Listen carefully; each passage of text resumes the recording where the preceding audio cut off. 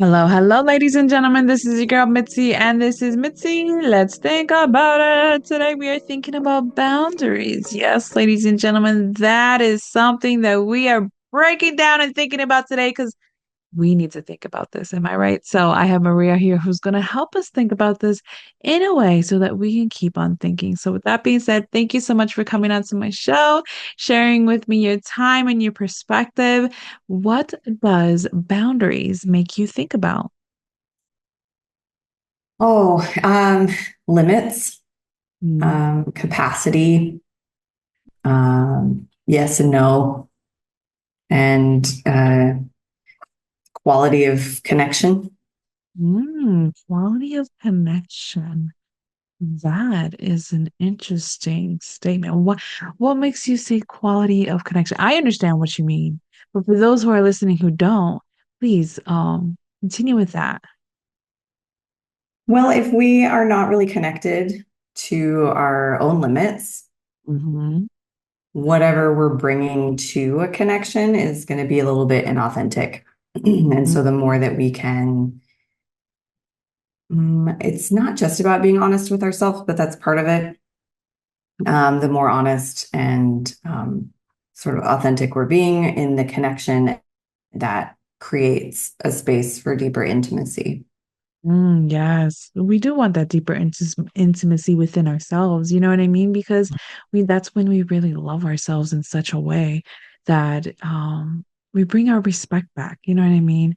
So we kind of lose that along the lines. And I think that's the reason why I think boundaries and talking about boundaries is such a great way to remind others that it brings respect back to who you are as an individual. You know what I mean? It reminds people that they should respect you as you respect others, and we need to bring that respect back into our world and into our environment that I feel like we've lost. You know what I mean? So, in your opinion, what made you dive deeper into your boundaries? It was a bit of a process, sort of a meandering journey. Um, it an early part of it was at the beginning of a new relationship. I started realizing that it kind of seemed like my needs weren't going to get met, but then I was like, why do I keep ending up in the same situation? I was like, I'm noticing a pattern. Yeah. And so I started kind of peeling back the layers a bit, and I learned about self-validation, and I learned about how a lot of people, it's very common to have like an abandonment fear, an abandonment wound. And then in our efforts to sort of like prevent being rejected or abandoned from someone else, we self-abandon. Mm. Um, and so I think, I mean, what I've come to learn really is that a lot of people struggle with boundaries because of their formative environment. Yeah. I think it's common, you'll hear that people say something about like, you know, don't say yes when you're really a no. But the thing is, for a lot of people who were conditioned around this idea that we have to be responsible for other people's safety so that we can feel safe, it means that we really prioritize other people's needs, not just over our own, but like as our own. Like, I need you to be okay so that I'm okay. Needs are my needs. And so I'm a yes to you asking me something before I even know what it is that you're asking about. And I think that there's a lot of messaging out there around boundaries that's just like, know your worth, say, just say no. And it's true, but at the same time, I feel like it often steps around, kind of bypasses the healing journey that we need to go through in order to even reconnect to our needs. Absolutely. It takes that subjective perspective that people need to recognize when it comes to their journey. You know what I mean? Because sometimes people need to know when to loosen up their boundaries when it comes to trying something new or something that is worth trying or something that you feel like you have to cover and secure yourself, then tighten you need to know how to have and that fluctuation, and it's not always going to be the same for every person. So I understand what you're saying, that there's no cookie cutter, cookbook about, oh, okay, so I'm dealing with this, I should say no. Like, no, it doesn't work like that. We have to really observe our surroundings, observe the situation, because we need to know when to say yes and when to say no, and when it's stepping over our respect and over our internal boundaries, and having that understanding. And I think having that self-awareness and practicing that self-healing is a great way to start in that direction. In your opinion, what do you think is a great way to start? Yeah, I think it's really important to have like an embodiment practice. Yeah, I spent decades learning sort of concepts on the mental level and all kinds of things, even about manifestation yeah, and the power of positive thinking, affirmations, yeah, believe and take action, and like all of these concepts. And they got me far in life, and to some yeah, extent, but it was sort of plateauing for a bit. And I had heard about this embodiment thing, and I was starting to kind of grasp it, and I didn't quite get it though. Long story short, eventually kind of like, sometimes you have to hear things a million times in a million different ways, and then finally you're like, oh, now I get it. And then yes, so I like unlocked that embodiment piece and was able to start kind of building a relationship with my body. And I don't mean like body image type stuff, but like I can yeah, feel into my body and like yeah. different frequencies and vibes, like it's very subtle. And as you Hmm. start to develop that, and it's almost like learning a new language, Yes. body speaks a lot of wisdom, and it's in a different language than the mind. But as I Mhm. started to develop that, I could discern the difference between like um, safe discomfort and unsafe discomfort. Like Mhm. if the discomfort in your body is like fear of healthy change, maybe that's something that you can lean into. But Yeah. if it's like a trauma-based fear, like maybe take it really slow. Don't like re-traumatize yourself. And a lot of people will kind of beat themselves up. They're like, it's just trauma. Like it's not a Mhm. real danger. And it's like, no, but it kind of is to your body. Like be real with Mhm. that. Um, Yeah. so just yeah, learning how to discern those types of discomfort, I think are really important for kind of what you were talking about in terms of like where to kind of lean in and like expand a boundary a Yeah. little bit and where to like really stick to it.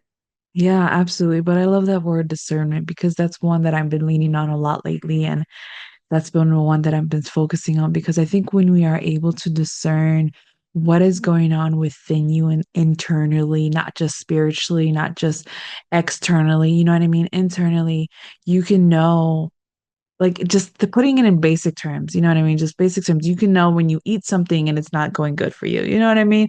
Then you know not to eat it, because you know that your body can't take that food anymore.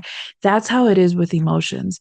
That's how it is with people. That's how it is with your environment. You can no longer like, I think no longer is not the right word. I think modify is the right word, because we are constantly modifying our lives, where we are just, I guess, no longer doing something that we used to do, but now we're doing something else. And I think once people stop seeing it as a grave to their old selves, and they're dying, and now in its scary new self, it's like, oh, you're still there.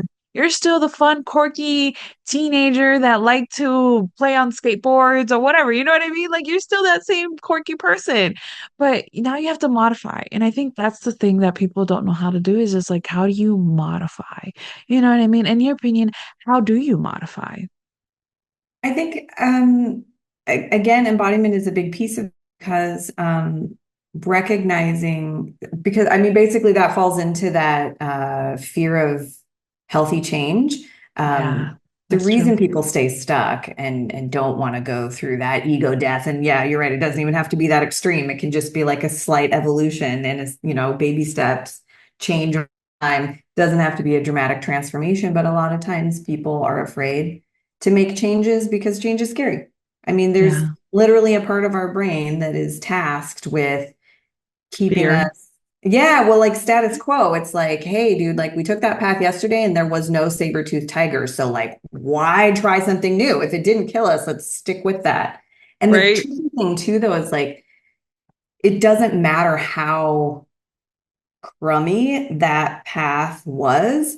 If Hmm. it didn't kill you, your brain will be like, stick with it because there is an interesting prioritization in the brain that prefers familiarity Hmm. over like the unknown. So if what was familiar for you was a super abusive dynamic, you'll keep doing that. Yes. Oh, I love the way that you put that because And that then is doing something something. health and healthy, learning healthy behaviors, experimenting with healthy relationship dynamics will feel weird in your body and you'll just kind of revert back to Yeah. what's familiar, even though this is healthier. So sometimes that's where we have to dance that, figure out like that, the ways to kind of delicately push through that discomfort without Yeah. re-traumatizing ourselves or continuing to subject ourselves to unhealthy stuff. Yeah, exactly. It's like driving a car, you know what I mean? You see your exit on the other side, it's coming up, but then you see all this traffic.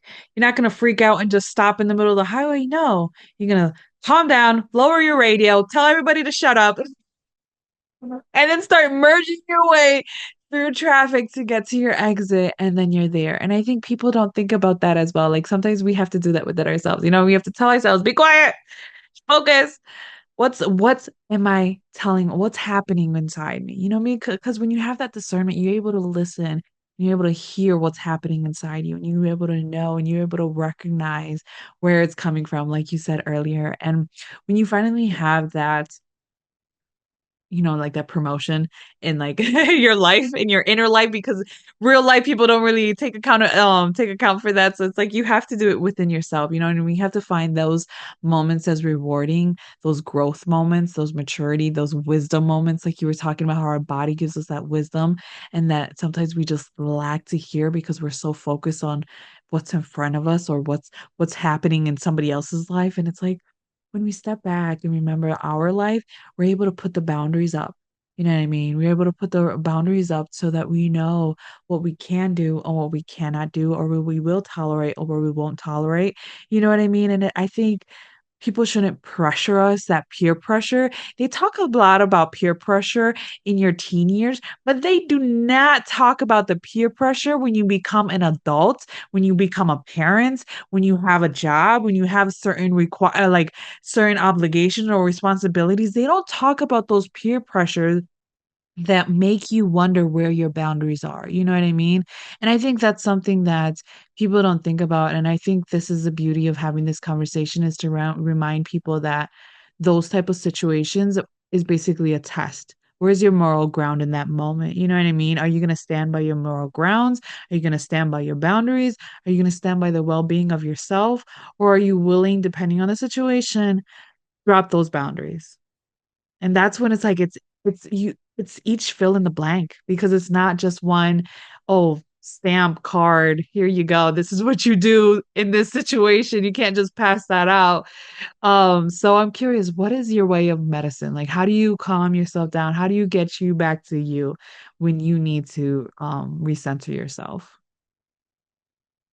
Well, specifically in that moment of, the kind of moment to moment daily life, always kind of in flux or changing, and like how do I find my boundaries in any given moment? Hmm. Um, it's been an ongoing journey, and I think a large part of it that people don't talk enough about is like pause. Like you don't have to give a yes or a no right away. Sometimes you can say, "Let Yeah, me think about that."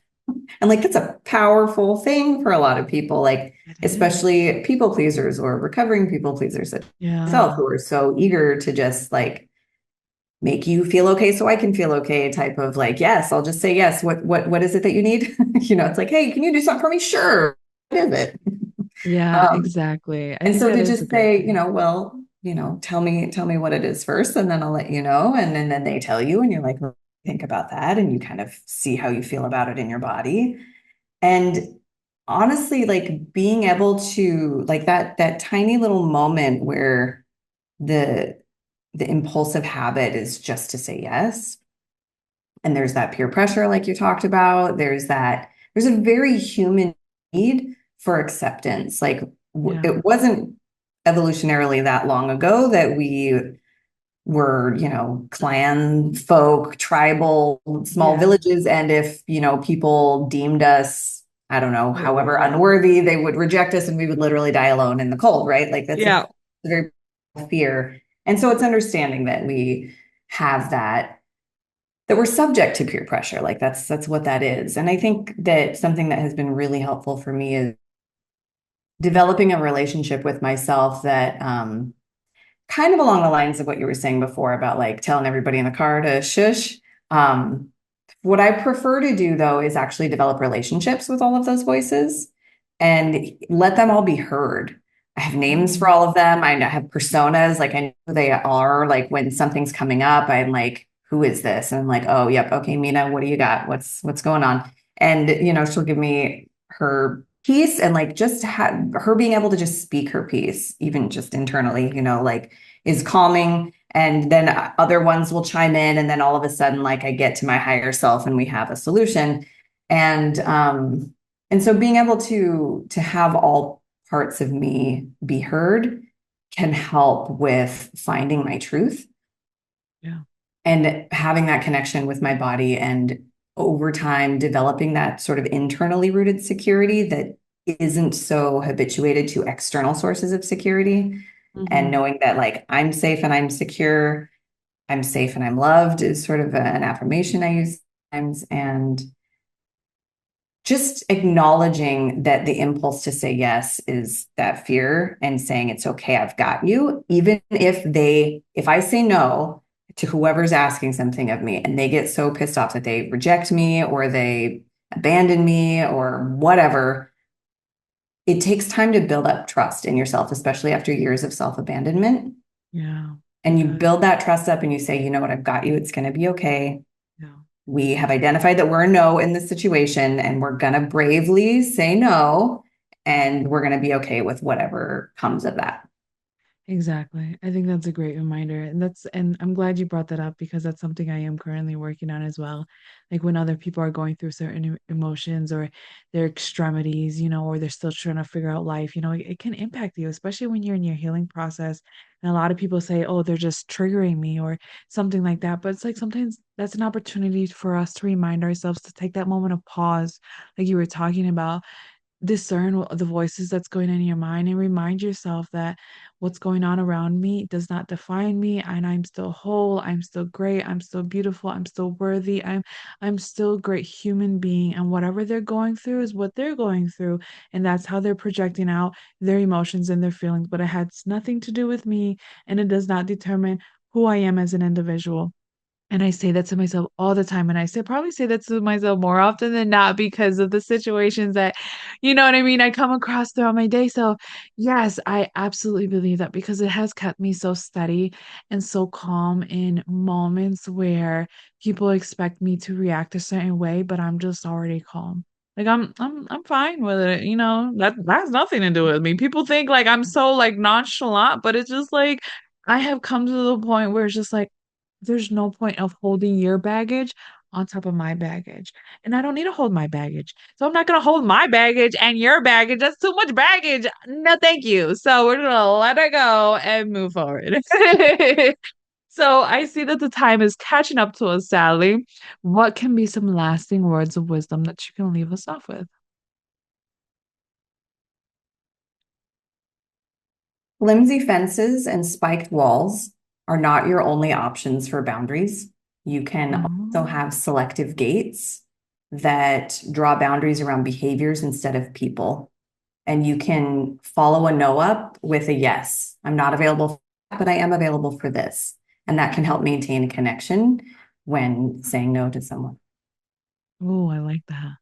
I like that a lot. That is a real thinker, and that puts things into perspective because if you really do see boundaries as a gate, not all gates are spiky, not all gates are electrified. You know what I mean? Not all gates have those warnings, and some gates, yes, they open, and not all gates where you blow, it's gonna fall down and wonder who built this. So it's just we need to have that into perspective, especially for those visual individuals that need that visual understanding to put it and resonate within themselves. Because I'm guilty. I'm one of those people, so that really does help me, and I know it's gonna help other people. And if anybody's out there who wants to know more about Maria and what she has to offer the world, please check her out. I have a lovely photo on my website, and I have access to her website just right there, boop, right there, click right there. And so that you can continue on thinking with all the great content that she has to offer the world. So, with that being said, bye.